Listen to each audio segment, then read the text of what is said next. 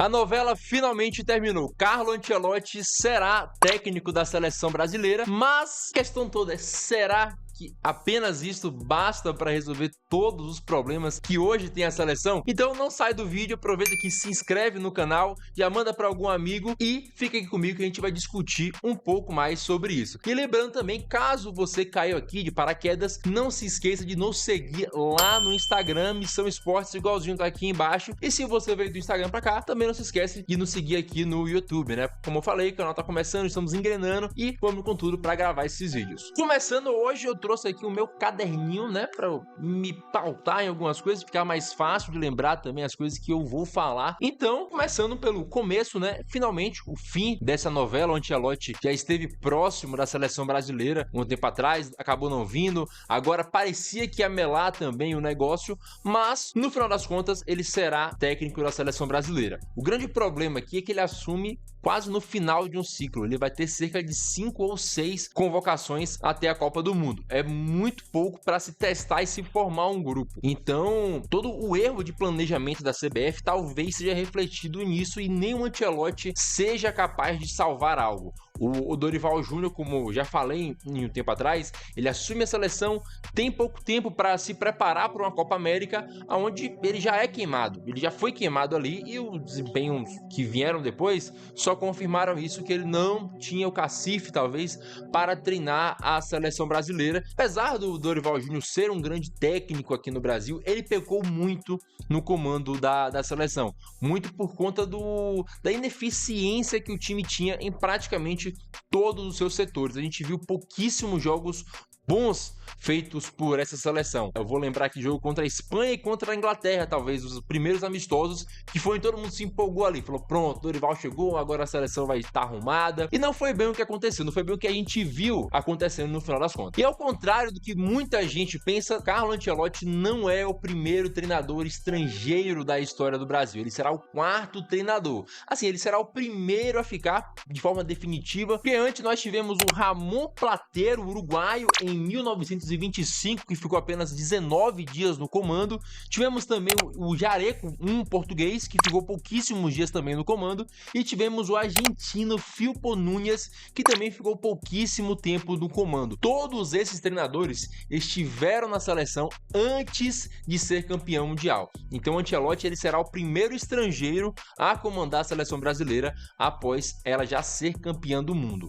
E a gente fica aqui discutindo se o Ancelotti ele vai ser a solução, ele vai conseguir mudar tudo, mas vamos olhar um pouco para a carreira do Ancelotti antes disso, né? Em 2022 ele foi eleito pela France Football como um dos 10 melhores treinadores da história do futebol, que é muita coisa. O Ancelotti também é o treinador com mais títulos em todas as competições da UEFA ali. Ele é o maior vencedor da Champions League, ele é o primeiro treinador a vencer todas as 5 principais ligas da Europa, né? Liga italiana, Liga francesa, Liga alemã, espanhola e inglesa. Ele venceu todas essas. Foi um cara que ganhou títulos em quase todos os times que passou e, mais importante, ele tem experiência em lidar com estrelas. O Ancelotti ele não tem medo de sacar estrelas e com o nome que ele tem hoje, nem deveria, mas se a gente pega lá na época do Milan, o Ancelotti não teve problemas em botar o Rivaldo no banco. Então, apesar dos pesares de alguns trabalhos que não deram tão certo assim, a carreira do Ancelotti fala por si só. Ele é um técnico muito vitorioso. E apesar também de algumas semelhanças entre como os times jogam, o Ancelotti ele sempre muda bastante. Ele gosta de jogadores versáteis, como é o caso do Valverde hoje no Real Madrid. O Valverde terminou a temporada jogando de lateral, porque, né, o time teve muitas lesões, muitos jogadores contundidos, então o Valverde jogava em todas as posições que se precisava ali. Um jogador muito bom, justamente por isso. E o Ancelotti gosta desse tipo de jogador. Então a gente vai ver, a gente não tem um Valverde hoje na nossa seleção, mas a gente certamente verá jogadores sendo improvisados em outras funções. O Ancelotti faz muito isso, ele sempre fez isso e não é algo que eu creio que ele vá parar de fazer agora. Então hoje na seleção brasileira a gente consegue ver vários problemas e alguns deles talvez batam também com o estilo de jogo que o Ancelotti preza. O Ancelotti ele sempre joga com a linha de 4 laterais, 2 zagueiros e 2 laterais. Os laterais são são muito importantes pro jogo do Ancelotti, apoiando muito o ataque, porque o time joga muito em corredor, faz muita inversão, ele não abre mão disso, e hoje a gente sabe que nossa safra de laterais não é das melhores da história do Brasil. Eu, por muito tempo, falei que o Brasil deveria abdicar de jogar com laterais, jogar com formação com 3 zagueiros, e aí você usa alas no meio para resolver esse problema, mas eu não sei, de fato, o que o Ancelotti vai fazer. Afinal, com certeza, ele entende mais de futebol do que eu e do que você, provavelmente. Então, mas existem esses problemas. Hoje, a seleção brasileira passou por problemas em todos os seus setores nos últimos anos. A gente teve problema no setor defensivo, problema no meio de campo e problema no ataque. O principal problema, pra mim, hoje da seleção, tá no meio de campo. No jogo contra a Argentina ficou nítido a diferença que era o meio de campo argentino, né? Com Paredes, Enzo Fernandes, McAllister, Almada, e o que eles fizeram conosco. A gente entrou na roda. Não tem outra palavra pra descrever. Nós entramos na roda para a seleção argentina, porque o meio de campo deles é muito superior. E uma coisa que me incomoda bastante quando o Brasil joga são os pontas isolados. Vinícius Júnior recebe a bola, isolado. Rafinha recebe a bola, isolado. E se espera que esses jogadores vão driblar 3, 4 e aí conseguir fazer um gol milagroso, um gol antológico. Isso vai acontecer uma vez a cada 1000 jogadas. Isso não é o tipo de coisa que vai acontecer o tempo inteiro e não é o tipo de coisa que um time estruturado precise que um jogador faça. Uma coisa que os pontas do time do Ancelotti, ao menos nesse trabalho agora do Real Madrid, eles têm muito apoio do meio de campo. Você percebe a diferença que é o Vinícius Júnior recebeu uma bola na seleção brasileira e o Vinícius Júnior recebeu uma bola no Real Madrid. Quando ele recebe a bola no Real Madrid, ele só vai estar sozinho se ele estiver puxando o contra-ataque. Aí ele realmente vai estar sozinho, quer puxar o contra-ataque e vai embora. Mas quando ele recebe uma bola para atacar, ele sempre tem 2 jogadores ao seu lado para conseguir fazer uma tabela, para conseguir dar um passe, para conseguir desafogar e não ser a única ameaça, que aí 2, 3 jogadores vão fechar nele e realmente não tem como driblar. E esse é o tipo de coisa que a seleção brasileira precisa. Por isso que a principal urgência hoje é resolver o meio de campo. O Brasil precisa resolver o meio campo. A gente fica nessa de, nossa, não temos um 9, não temos um Ronaldo. Vamos resolver o meio de campo. Eu acho que as coisas fluem a partir daí. Jogadores conseguem fazer gols sem precisar de ditamente um centroavante para isso. Pega a França, que foi campeã em 2018, com o Giroud não fazendo gols. O Giroud fez um trabalho primoroso, um trabalho tático maravilhoso naquela Copa. Não fez gols, mas apoiou muito bem. É o que o centroavante precisa fazer, além dos gols, é claro. É bom que o centroavante faça gol. Mas, olhando para esse meio de campo do Brasil hoje, eu vejo que existem opções para tudo, menos para armar, menos para nós termos aquele camisa 10 que vai armar o jogo, que vai puxar a responsabilidade para si. Pode ser o Neymar? Pois, não sei, ele pode ficar saudável novamente? Jogando no Brasil, não acredito que isso aconteça, ainda mais com esse calendário que nós temos, né? Mas esse assunto, inclusive, já tem vídeo no Instagram falando disso, dá uma passada lá que você pode ouvir um pouco mais sobre esse tema do Neymar. O que nós sabemos é que o Ancelotti, ele já entrou em contato com o Neymar e com o Casemiro, jogador que já ficou anos com o Ancelotti no Real Madrid, né? Jogador de confiança do Ancelotti. Ele tá no Manchester United hoje, não faz uma grande temporada, não vive uma boa fase desde que chegou no United, mas em jogos da Europa League, que o United inclusive está na final hoje, tem jogado muito bem. E o Casemiro na seleção, ele sempre foi um jogador que jogou muito bem, um jogador que tá ali no meio do campo, um jogador que marca muito bem e seja o tipo de pilar que talvez o time precise. Eu não acho que o Casemiro deva ser o titular da posição. O titular da posição é alguém que eu bato na tecla há muito tempo e ele se chama Ederson, que joga na Atalanta. É um jogador muito veloz, um jogador que marca muito bem, um jogador que deu um show quando a Atalanta foi campeã da Liga Europa na última temporada contra um Bayer Leverkusen que estava fazendo uma temporada histórica, uma temporada que não havia perdido ainda. E chega naquele jogo, o meio de campo do Leverkusen é anulado pelo que faz o Ederson. O Ederson, ele praticamente não jogou com o Dorival, ele entra sempre no final de jogo, com poucos minutos para fazer algo, geralmente com o time já perdendo, e fica difícil saber se ele realmente vai desempenhar bem na seleção ou não, mas é um jogador que vale muito ser testado, um jogador que vale muito, um jogador que vai agregar muito se ele conseguir ser o volante ali.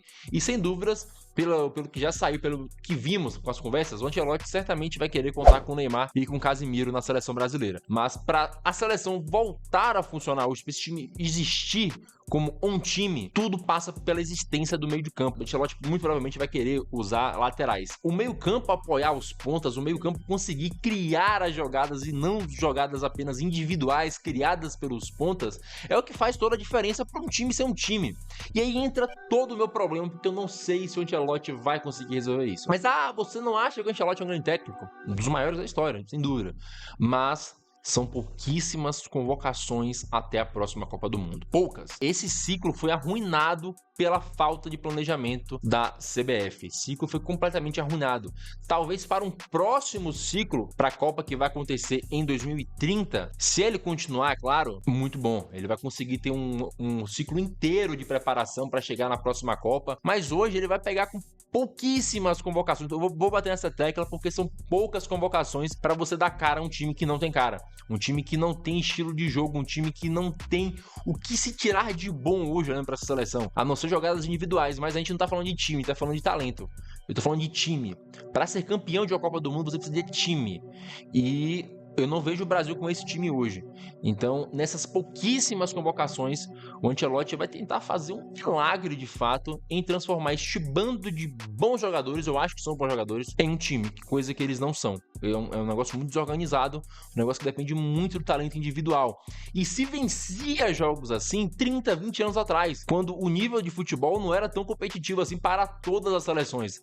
Hoje você vê a Venezuela jogando futebol, não é o melhor futebol do mundo, mas eles jogam futebol de uma forma organizada, eles são um time, eles conseguem fazer isso. E várias outras seleções também conseguem. Então não é só o Brasil que joga bola. Isso é uma coisa que o brasileiro precisa entender. Não se joga futebol só no Brasil, joga futebol no mundo inteiro. As seleções estão evoluindo, não se ganha jogo só com talento. Então, no final das contas, fechando aqui para dar aquele geralzão aqui, Ancelotti, excelente nome para a seleção brasileira, excelente treinador, mas não esperem milagres, não esperem um milagre. Eu posso estar errado. Ele pode conseguir um milagre no final das contas. Mas eu não contaria muito com isso, porque esse ciclo já foi arruinado. Esse ciclo foi completamente arruinado. A Copa acontece em basicamente um ano e a gente não tem uma base de time para isso. A gente não consegue elencar os 11 jogadores que vão começar a Copa. Ter uma ideia do que seria, né? Porque não existe time. Então o Ancelotti ele vai tentar fazer isso em pouco tempo, mas aqui fica a ressalva. Não dá certo na Copa dos Estados Unidos também não é o fim do mundo. Não é o fim do mundo. A gente tem uma preparação de 4 anos que deve ser feita com o treinador que está aí hoje. Carlo Ancelotti, caso faça uma preparação de 4 anos para chegar próximo à Copa do Mundo, é algo perfeito. Ele vai conseguir dar cara pro time, ele vai conseguir implementar uma filosofia de jogo. E acho que o imediatismo talvez seja um grande perigo aqui. Que a gente queira que as coisas aconteçam imediatamente quando a base não foi feita corretamente. Então, novamente, como no último vídeo, li as opiniões de vocês, gostei muito dos que comentaram educadamente, porque tem gente aqui nessa internet que não consegue, não é capaz de conversar civilizadamente. Então não se esquece de curtir, não se esquece de se inscrever, de compartilhar e também, acima de tudo, não se esquece de deixar a sua opinião aqui, se discorda, se concorda, se tem um ponto a adicionar, tudo isso e muito mais. A gente se vê em breve com mais vídeos, acho que o próximo será sobre a NFL, inclusive, então não sai daqui e não se esquece de seguir a gente. Um grande beijo, um grande abraço, nos vemos em breve. Valeu!